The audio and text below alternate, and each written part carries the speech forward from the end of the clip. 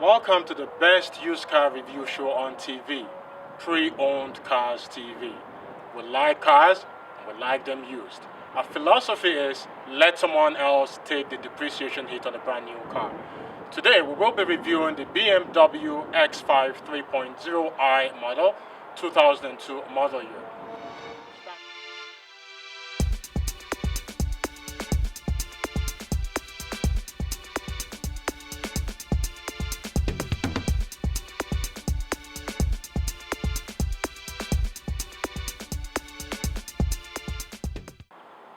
Let's take a good look at the specs for this car. Now remember, this is not a show for gearheads. If you are a gearhead, then you're watching the wrong show. Now for the rest of you out there, this is an all-wheel drive 2002 edition of the Bmw X5. It's got 225 horsepower, 214 pound-feet of torque, and it weighs an amazing 6,000 pounds. In terms of gas mileage, it uses 15 liters for every 100 kilometers in the city and 11 liters for every 100 kilometers on the highway. Now remember, this calls for premium gas. The manufacturer says premium gas required, not recommended. So if cost is a big deal, especially in terms of gas, I'd advise you to look elsewhere. Okay, let's take a closer look at the features on this car. It does come with xenon headlights. These are actually self-leveling headlights. It comes with 18-inch alloy rims, side rails, and in the rear, double exhaust tips, a very practical tail rear gate. As you can see, it's splitting. So if you're carrying grocery bags or whatever, it makes it actually easier to load. Leather-wrapped telescoping steering. It's all electronic too. Goes in and out. Can lower it and raise it as well. Now it comes with a 5-speed automatic and also with a manumatic shifter. Instrument cluster, obviously. You got hill descent control, tailgate open button. What this does is it beeps anytime you are too close to an object. A nice, not top of the line sound system here. This is not a Bose sound system. That comes as an upgrade. But it does come with a 6 CD changer located in the middle console here. You actually do have controls on the steering and it's loaded. We just talked about the sound system. This can actually be controlled from the buttons here. You can raise and lower your volume.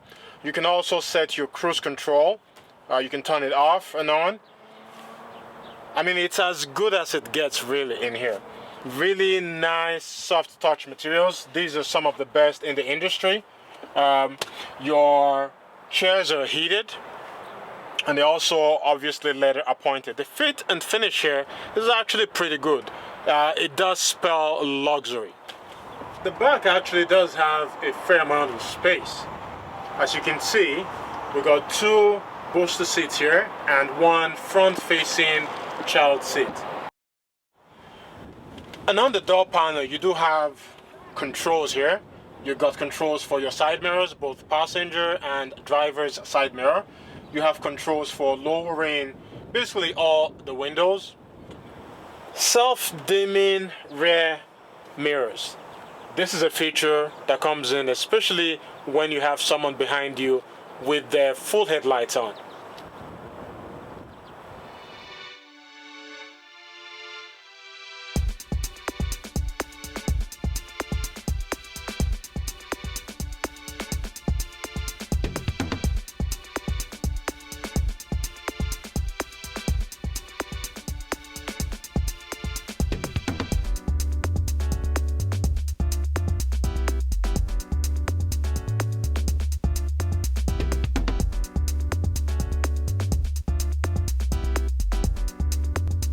So in terms of the driving dynamics, I really like the fact that this car is very nimble.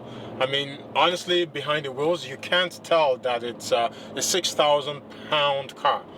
It's nimble, it's quick, although you do find a bit of a lag starting from stop. I mean, rear visibility, incredible. Self-dimming mirrors, and also the side mirrors too. Those are also self-dimming. I like the fact that they're big and large. It gives you a very good view of your side. Instrumentation panel is pretty well laid out. The dashboard is minimalist. It's a clean design. Honestly, I found in the beginning I really didn't like it because it seemed that there was much to be desired. But after a while, you come to appreciate the neat minimalist design. Steering, you got your controls on the steering, a beautiful sunroof. There's a lot of space in the cabin. I'm 6'6" and I have more than enough room in terms of around me and also head height. Behind as well, lots of space. As you can see, enough space there for 3 adults, really. Yeah, no complaints here at all. It drives great. So it's that time where we talk about what we do like and what we do not like about this particular car. And then of course, we have to rank it. So Rahim, I'm curious, what's your impression of this car? To keep it short and simple, what I like about this vehicle is number one, security. Once you step into the car, you feel that, you know, it's built like a tank, and you can't miss it. You feel it right away. It's comfortable to drive. It doesn't drive like an SUV. It's very nimble, you know. And right off the top of my head, that was my first impression when I drove the car. I've had the privilege, the joy actually, of driving this car for much longer than a week. I actually took this car on a 5,000 kilometer trip out east. And I tell you what, the seating, absolutely comfortable. I drove 5,000 kilometers in 10 days. Beyond that, Rahim talked about the safety aspect of it. Crash test safety rating is 4 and 5 out of 5. So be rest assured, if you're a parent, your family is safe in here. In terms of the lag, that's actually a problem that BM has to deal with. It's very similar to Mercedes. So you step on the accelerator and there's that tiny little lag before it springs forward. All right. Like I said earlier on, 15 liters for every 100 kilometers in the city. A bit too much, but in this segment of the car industry, that's about normal for an SUV. On the highway, it's more like 11 liters for every 100 kilometers. So that's okay. Combined city highway, I've actually gotten 12.5 liters. So that's not bad at all. But you have to remember now, we're talking premium gas. The one thing I know I don't like is the wheels. In my opinion, 18-inch alloy rims are just way too small for this car. I'd go with 19-inch wheels or 20-inch wheels. Now, you'd have to sacrifice the comfort, however. I think in terms of luxury, stiffness, BMW has this down packed. You go over bumps and you don't really feel much. It's luxurious, but the suspension is still tight. Now, the steering is absolutely precise, but at low speed, especially when you're starting off, I find it just a tad too heavy. The driver's seat leather has a propensity to crack, and I actually think this is fake leather. I mean, for a car that cost a ton of money, I believe the leather should be of a better material. Now, if you're a budget-conscious buyer as well, you're going to be paying for premium gas. That's obviously something you want to think about. Now, what I do like, this car is nimble. And I mean nimble. It drives like a sedan. It drives better than most sedans out there. So I will say BMW got this down packed. Absolutely. No complaints at all. Now, in terms of rating, how would you rate this? I would have to rate this car 4, you know. This car scores high for me on the ratings for the simple reason of the driving dynamics. For an SUV, you would be surprised and most likely impressed with the driving dynamics of this car. Honestly, I will rate this a 4 out of 5, and I think I'm being generous.